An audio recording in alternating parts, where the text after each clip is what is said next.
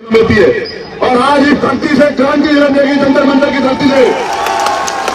और आप जानते हैं, मुझे गवाही नहीं देनी, ये देश बलिदान का देश है। हम शहीद आजम सरदार भगत सिंह के भाई है, बच्चा युवा जान चुका है। हम शहीद आजम उधम सिंह के बच्चे हैं। हम शहीद आजम सरदार प्रताप सिंह सराभा के बच्चे हैं। हम बाबा साहब अम्बेडकर के बच्चे हैं। हम सरदार पटेल के बच्चे हैं। हम इस मातृभूमि की रक्षा के लिए अपने प्राणों का बलिदान दे सकते हैं, लेकिन अपने हक अधिकार छीनने नहीं देंगे सरकार को। सरकार सुन ले, मुझे ज्वाइनिंग चाहिए। जो भी मुझे बुरा भला बोले तो बोले।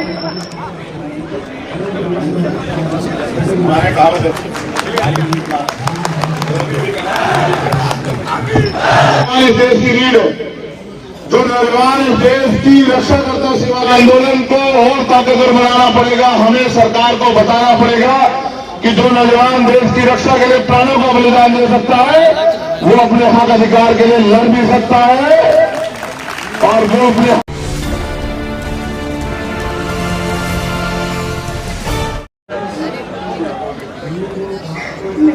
बहुत बोलना चाहती हूँ, लेकिन मैं अभी बता नहीं सकती। नहीं, मैं स्टेटस भी नहीं डालती, क्योंकि पता चलेगा घर में। कल से मतलब कह रही हूँ कि मुझे ज्वाइनिंग चाहिए। जो भी मुझे बुरा भला बोले तो बोले।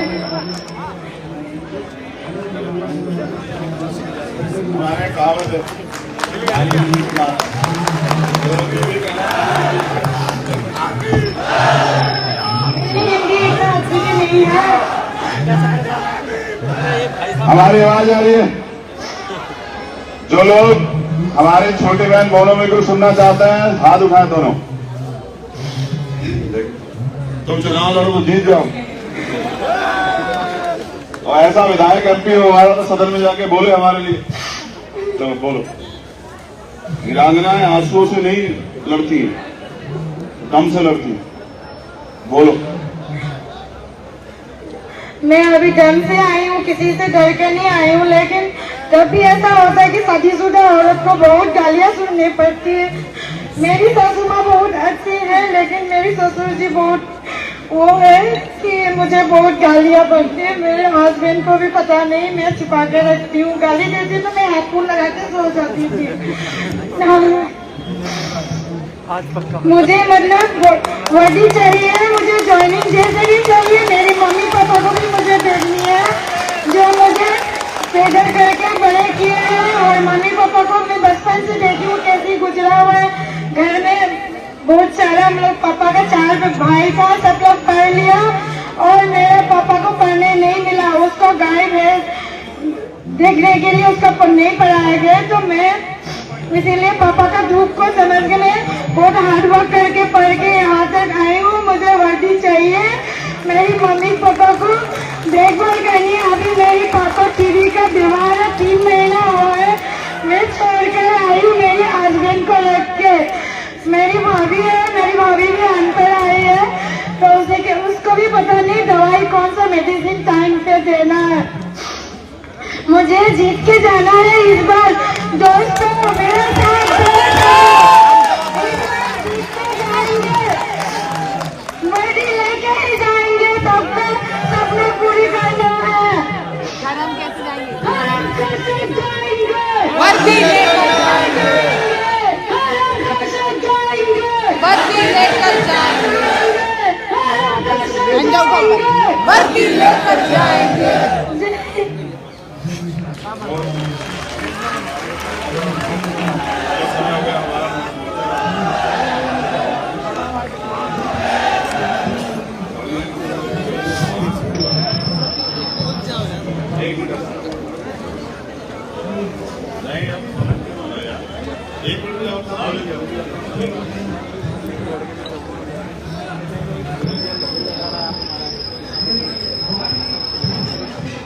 सभी साथियों को जय हिंद।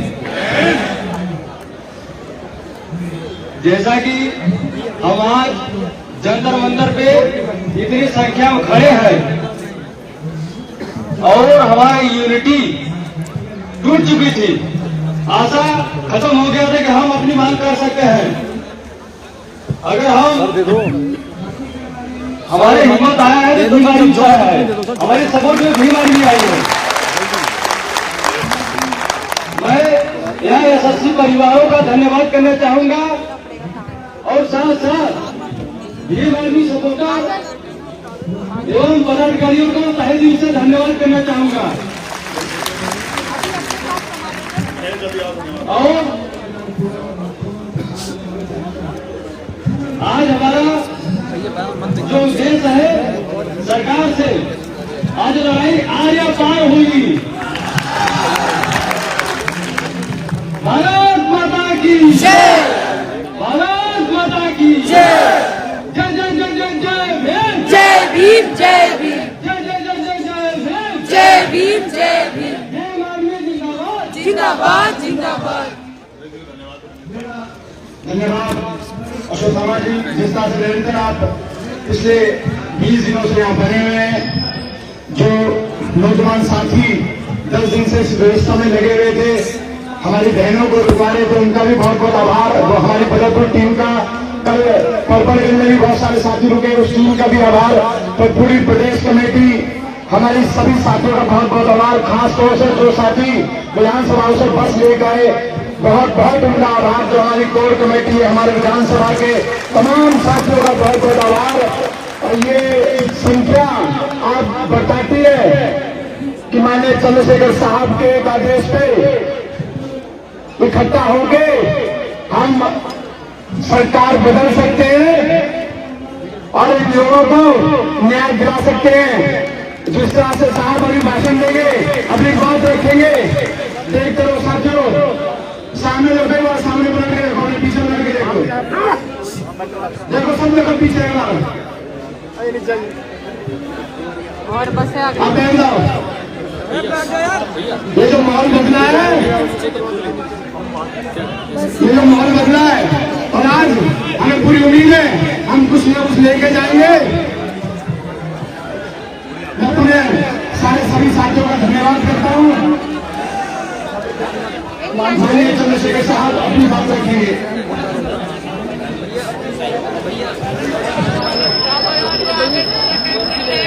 हेलो,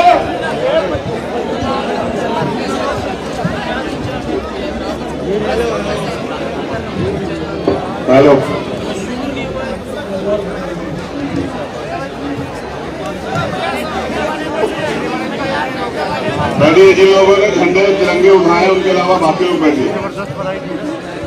विजेंद्र बैठ जाओ। हम भी देख रहे हैं कौन कार्यकर्ता हमारी बात एक बार में ना माने और जो हमारी आंखों में चढ़ जाए फिर देख लेना। ऐसे धमकी कोई नेता थोड़ा देता है। देखिए 21 दिसंबर एक बड़ा दिन हमारे लिए, और आज तक 21 दिसंबर को किया गया कोई आंदोलन हमारे नहीं, कोई नहीं होगा। रिकॉर्ड आज तक 25 में आंदोलन को किए, देर भरी लगी हो, लेकिन हारे नहीं। एक अनुरोध, मीडिया के अलावा जो और साथी है ना, वो यहां से हटे। वो बहने बैठी हैं, उनको देख ही नहीं पा रहे। आप बैठ जाओ यार। मीडिया के अलावा कोई ना हो, बिल्कुल ना हो। ऐसा भी गर्मी नहीं देख रही है, देखो बहन बेटियां बैठी है, देखने नहीं पा रही है। चौहान साहब आज आवाज में सब बहनों को ऐसे सुनना पड़ेगा हमें। तो सबसे पहले तो मैं एसएससी जीडी के सभी बच्चों का, अभ्यर्थियों का धन्यवाद करता हूं कि वो अपने हक की लड़ाई के लिए आए। फिर मैं दिल्ली की पूरी टीम का, उन सारे साथियों का बिना नाम लिए जो मेरे आदेश के बाद उस दिन से आज तक मेहनत कर रहे हैं, घर परिवार छोड़ के आंदोलन को सफल बनाने का काम कर रहे हैं। देखिए मैं एक बात और स्पष्ट कर दूं, दिल्ली के लोग मुझे जानते हैं, प्रशासन के लोग, मैं चाहता तो इस भीड़ को वहां तक भी कर सकता था। ये बस मेरे एक स्टेटमेंट की देर थी, लेकिन मैंने सिर्फ दिल्ली के लोगों को इसलिए अपील की क्योंकि पूरे देश में जगह जगह पे इलेक्शन चल रहे हैं, कार्यकर्ता वहां भी तैयारी कर रहे हैं। लेकिन मैं उम्मीद के साथ जो है ना, पिछली बार समय देके गया था कि सरकार जाग जाएगी। और सरकार को जागना भी पड़ेगा, ये भी सोचने की बात है। अभी मुझे आप लोगों से बात करने जो लोग यहाँ बैठे हुए हैं,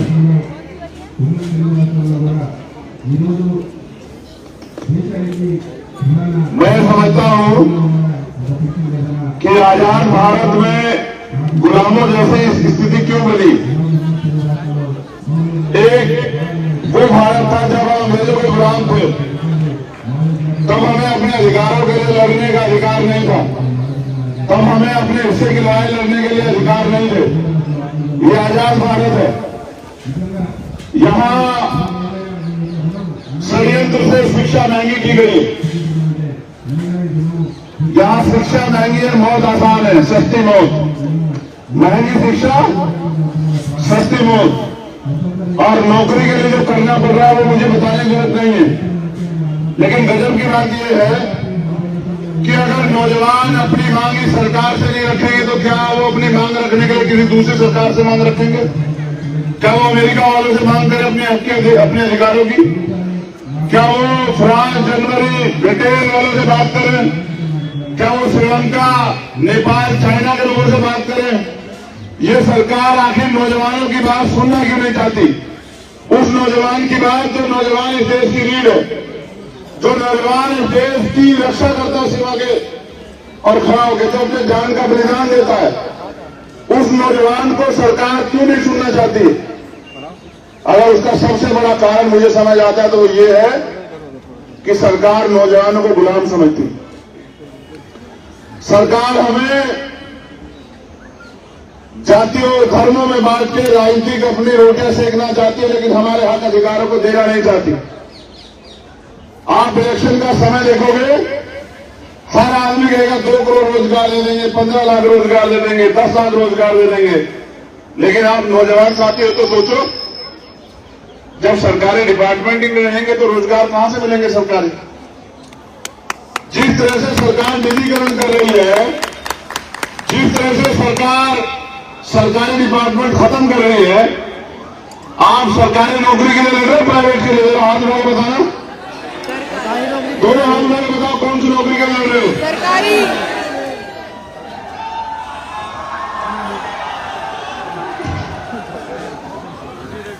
लेकिन जब सरकारी डिपार्टमेंट नहीं रहेंगे तो सरकारी नौकरी कहां से मिलेगी भाई? सरकार अब बैंकों के पीछे पड़ी है। उससे पहले LIC के पीछे थी, एयर इंडिया के पीछे थी। सरकार एयरपोर्ट बेच रही है और तमाम तरह की चीजें सरकारी डिपार्टमेंट सरकार बेच रही है। आखिर सरकार को नौजवानों से इतनी नफरत क्यों? आखिर सरकार नौजवानों की बात क्यों नहीं सुनना चाहती है? आखिर सरकार जानबूझ के नौजवानों को कमजोर क्यों बना देना चाहती है? मैं रात में सुन रहा था और अब भी सुन रहा हूं, यहां जो बहनें बैठी है ना, किसका 3 महीने का बच्चा है, किसी का 13 महीने का बच्चा है, किसी के 3 साल का बच्चा है। अगर ये सरकार मजबूर, लाचार बहनों की, बेटियों की, युवाओं की आवाज नहीं सुनना चाहती तो ये सरकार है किसकी? जो युवाओं को नकार दे वो क्या युवाओं की सरकार हो सकती है? जो युवाओं को मरने पे, तड़पने पे, सड़कों पे पड़ने पे, भूखे प्यासे रहने पे मजबूर कर दे, क्या वो युवाओं की सरकार हो सकती है?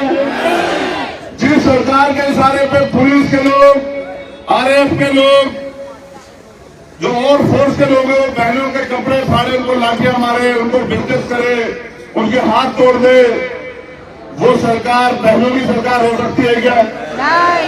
जो सरकार बहनों से उनके तरक्की के रास्ते छीन ले, जो सरकार नौजवानों से देश की सेवा करने का अधिकार छीन ले, वो सरकार नौजवानों की, बहनों की सरकार हो सकती है क्या? जब ये सरकार नौजवानों की, बहनों की, किसानों की, मजदूरों की किसी की सुनवाई नहीं करना चाहते तो ये चंद पूंजीपतियों की सरकार ये समझ सकती है कि ज्यादा तुम टिकने वाली है क्या? जिस दिन नौजवान अपने हक अधिकार के लिए खड़ा हो गया, उस दिन ये सरकार के लोग नाक रखेंगे आपके सामने। मैंने पिछली बार भी आपसे कहा था, ये लोकतंत्र है, आंदोलन करने का, अपनी बात को कहने का, हक की लड़ाई लड़ने का अधिकार भारतीय संविधान हमें देता है।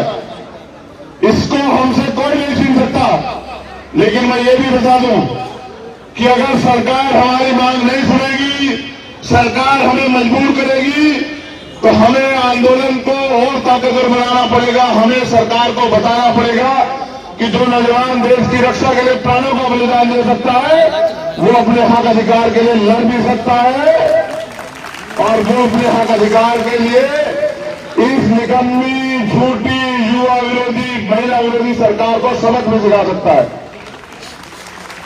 गृह मंत्री जी बताएं, क्या चुनाव जरूरी है या नौजवानों की मांग जरूरी है? नौजवानों की मांग। क्या चुनाव जरूरी है? यूपी में कह रहे हैं राशन बांट रहे हैं, यूपी के अलावा तो कई और जगह तुम्हारी सरकारें वहां भी नहीं बांट रहे हो। यूपी में इलेक्शन है, चुनाव में वोट खरीदने हैं, गरीबों को, बेबसों को कमजोर बनाना है। उनके हक अधिकार, वोट जो है उनकी सबसे बड़ी ताकत, वो ठगनी है पैसे पे या उपहार देके या राशन पे। इसलिए आप वहां राशन बांट रहे हैं। आपको 11 महीने से सड़क पे लड़ते हुए बहनें और भाई नहीं दिखाई दिया आपको?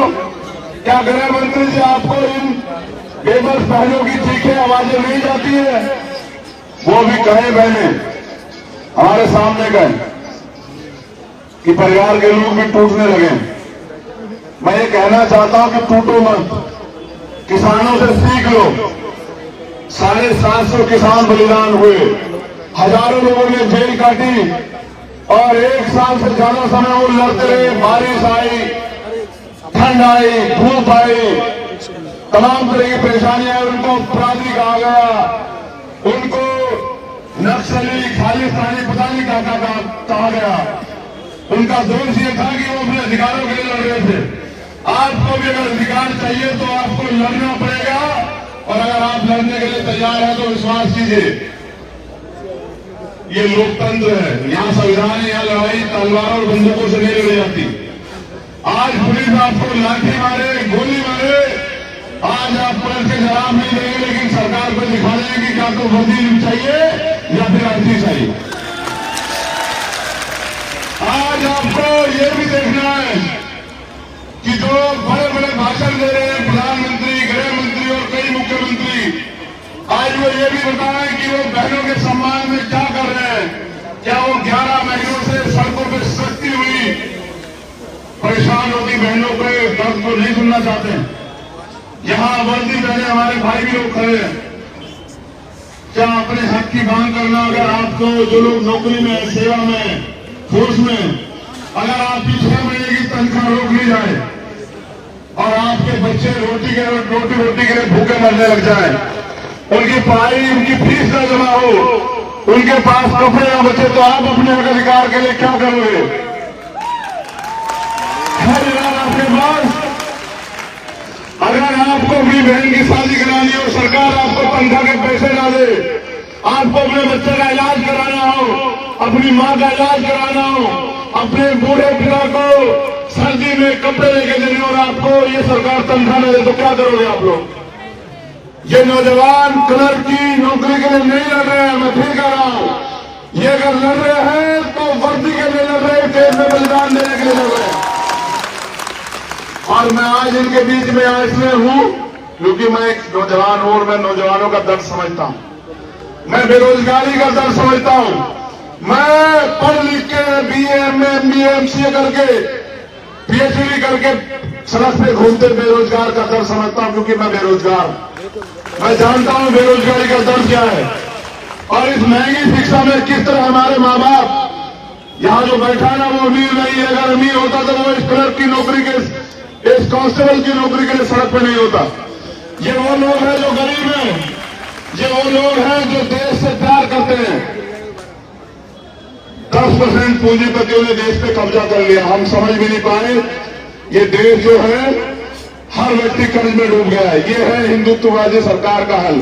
और यहाँ जो लोग बैठे हैं उनमें से कितने लोग जो हैं मुस्लिम है, सिख है, जैन है, बौद्ध है, पारसी है, और कितने तथाकथित हिंदू है, ये भी आप अपने आप से सवाल पूछो। अगर ये सरकार हिंदुओं की शिष्टियां भी नहीं सुन रही, उनका दर्द भी नहीं सुन रही, तो क्या है हिंदुओं की सरकार है? ये सिर्फ और सिर्फ पैसों वालों की सरकार है और इनको सिर्फ पैसों से मतलब है। इनको अगर देश भी बेचना पड़ जाए तो ये लोग पीछे नहीं हटेंगे। आपको अपने हक की लड़ाई खुद लड़नी पड़ेगी। मैंने तो कल कहा, कल शाम मैंने लिखा कि नौजवान देश की रीढ़, सरकार को चाहिए कि नौजवानों के लिए रोजगार की व्यवस्था करें, रोजगार उत्पन्न करें, रोजगार तैयार करें और उड़ने का मौका दे, नौजवानों को खुलकर जीने का मौका दे, उनको अपने अवसर प्रदान करे कि वो आगे बढ़ के देश की तरक्की में योगदान करें, टैक्स दें। लेकिन आपने नौजवान को दिया क्या पिछले 7 साल में? बेरोजगारी, सुसाइड, लाठियां। जब हक के लिए लड़ना आता है तो लाठियों से पीटते हो, जूतों से पीटते हो।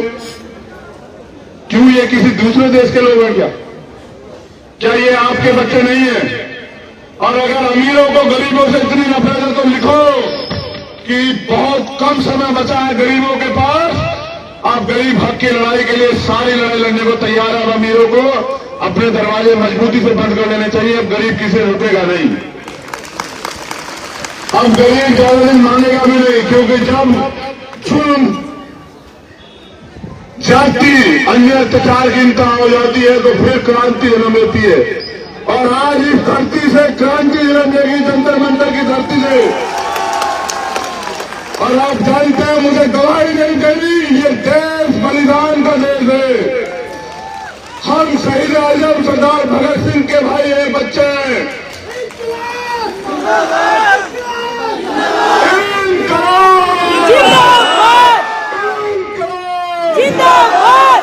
युवा जाग चुका है। हम शहीद आजम उधम सिंह के बच्चे हैं।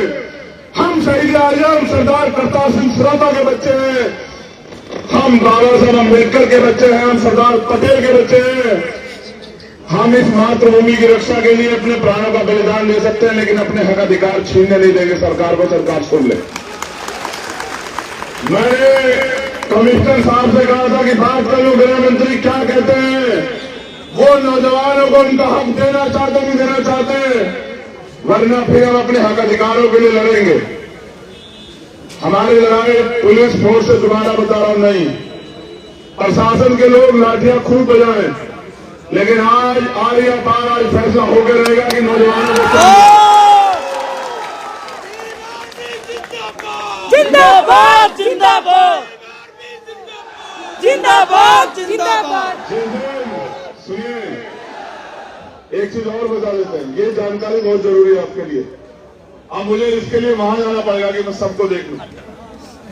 देखो भाई, ये मेरी एक जानकारी है आप सब लोगों के लिए। कैमरा यहाँ से जितने लोग यहाँ बैठे हैं, अगर इससे आधे लोग भी तय करके, जैसे वो मोनू में रोहित है, अगर इनसे आधे लोग भी तय करके निकल जाए घर से बाहर, मैं कहता हूं जिन्होंने आजादी की लड़ाई की शुरुआत की थी, क्या वो इतने रहे होंगे? बताओ ईमानदारी से। इतने लोग हिम्मत हो गए देश में निकल जाए तो मैं लिख कर देता हूं कि रोजगार मांगने वाले भी रोजगार देने वाले बन सकते हो आपको। ये लोकतंत्र है ना, इसमें युवा की आबादी 60% है या नहीं है? अगर युवा मांगना बंद करके और देना शुरू कर दे तो बताओ कोई युवा बेरोजगार रहेगा क्या? अगर पहले सरकार बनवाने से ज्यादा बनाने पर ध्यान दे दे तो किसी बहन में 11 महीने टिकना पड़ेगा क्या? बताओ। देखो, हम साफ हैं, हम सरकारी नौकरी की भूमिका समझते हैं। एक बच्चा वाली बहन हमारी सुन रही हो, हमारे पिताजी प्राइवेट स्कूल के हेडमास्टर है, रिटायर हो। अगर वो सरकारी नौकरी ना पाए ना तो हम 6 भाई बहन पढ़ना हो। उन्होंने हमें खूब अवसर दिया पढ़ने का, और आज अगर हम यहाँ बोल रहे हैं ना तो इसमें पढ़ाई का बहुत बड़ा योगदान। एजुकेशन बहुत जरूरी है, लेकिन सरकार ने शिक्षा इतनी महंगी कर दी है कि कोई गरीब का बच्चा पढ़ ना पाए। क्योंकि पता क्या था एजुकेशन को, जब आप शिक्षित हो जाते हो ना, फिर आप सही और गलत में फर्क महसूस करते हो। मैंने क्यों बुलवाया उस बहन को जो घंटा लेट रही है?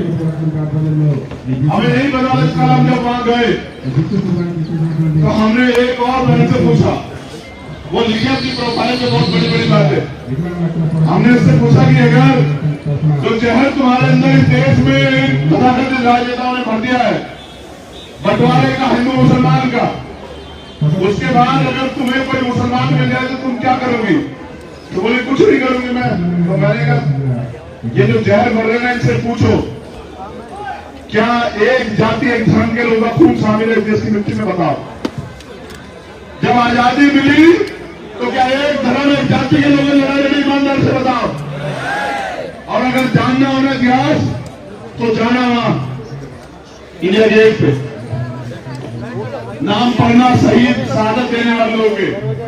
और अगर मन करे तो जाना बुलंदशहर, 100 से ज्यादा गुर्जर समाज के लोगों ने विजय कुमार पटेल जी के नेतृत्व में फांसी की सजा कबूल की। ये देश शामली से लेकर दिल्ली तक हर पेड़ पे मुसलमान इस अंग्रेजों ने लड़काया। इस देश की लड़ाई को लड़ने के लिए वो अपनी घर की लड़ाई नहीं लड़ रहे थे। हमें बांटा किसने धर्म और जाति और मजहब में? बताओ हम लोग किसने बांटा? ये उन सियासतदान उन लोगों ने बांटा जो चाहते हैं कि गरीब कभी सशक्त हो ही ना पाए, बहुजन समाज के लोग कभी इकट्ठा हो ही ना पाए, और इस देश से जातिवाद खत्म होकर भाईचारा बन ही ना पाए। जितने लोग यहाँ बैठे हैं, क्या जाति में बढ़ के बैठे हो या सीसीटीवी के बच्चे बन के बैठे हो? बताओ। जब तुम अधिकारों के लिए एक हो जाओगे उस दिन ये धरती जो है ना कांप जाएगी, तुम्हें कोई नहीं रोक सकता आगे बढ़ने से। जब बढ़ जाओगे तब तक सियासतदान लोग कामयाब हो जाएंगे, तुम लोग फेल हो जाओगे। बताओ 7 साल में कितना रोजगार मिला इस देश में? सच ये है, पहले तो भर्ती नहीं आती, भर्ती आ जाए पेपर नहीं आता। जब पेपर की डेट आए तो पेपर में देने के बाद पता लगे थोड़ी देर में कि पेपर लीक हो गया। जो लोग पेपर की रक्षा नहीं कर सकते देश की रक्षा करेंगे? इतना बढ़िया इतिहास है। शिक्षा मंत्री पूछो 9वीं फेल, गृह मंत्री पूछो कड़ी बार, प्रधानमंत्री पूछो एक डिग्री नहीं है, पूछो डिग्री क्या है? तो मैं प्रधानमंत्री पूछो आरटीआई में, तो आरटीआई का कानून ही बदल दिया। पूछो तुम्हारे साथ तो कोई स्टूडेंट रहा है जो तुम पढ़ रहे थे? नहीं। जहां से बताया कि मैं चाय बेचता था वो स्टेशन ही नहीं बना था तब तक। कमाल की थोड़ी है, झूठ पे झूठ। बस एक बात कहते कि हिंदू खतरे में, लोग सतर्क हो जाते हिंदू खतरे में। अब मैं ये पूछना चाहता हूं कितने लोग खतरे में? नौजवान खतरे में यार, नौजवान खतरे में, देश खतरे में। समझ रहे हो? जब आप की बात करोगे तभी तुम्हें बताएंगे नक्सली, आतंकवादी, खालिस्तानी, कुछ। और जब कहो कि राम मंदिर बनाना है, मथुरा मंदिर बनाना है, तो कहेंगे हमारे लोग आओ फूल बरसाओ के ऊपर। जब हक की मांग करोगे तब बजाएंगे लाठी। तो मैं तो इतना कहना चाहता हूं कि आप जाग जाओ। अगर आज दिन जागेंगे तो लूट जाएगा सब। एक बार पढ़ा करो यार, ये मेरे नौजवान साथियों भाई, पढ़ा करो। पढ़ के देखो कि हर एक पे कर्जा किसने दिया? मैंने तो नहीं दिया भाई। ये चुनाव में 10,000 20,000 करोड़ रुपए लगाए, किसका पैसा है भाई? 20,000 बस, 2,000 बस लगाए, किसका पैसा है भाई? बजट समझते हो कैसे बनता है? बजट बनता है आपके टैक्स के पैसे। जो टैक्स आप देते हो ना, वो सारा टैक्स का पैसा जाता है गवर्नमेंट के खाते में, और जो प्राकृतिक रिसोर्स है उससे बनता है बजट। और बजट का पैसा तुम्हारे ऊपर, तुम्हारा पैसा तुम्हारे ऊपर नहीं लगाते, अपने ऊपर लगाते। 10,000 का कोट पहनते हैं, 8,000 करोड़ रुपए के उसमें चलते हैं जहाज में, और तुम्हें कहते हैं कि हम फकीर हैं और दुनिया की कोई सुविधा के लिए कम नहीं है। ये नौजवान साथियों, तुम्हारे माँ बाप ने तुम्हें कहां से कितनी मेहनत से पढ़ा होगा, क्या क्या निशान होगा तुम्हारे लिए?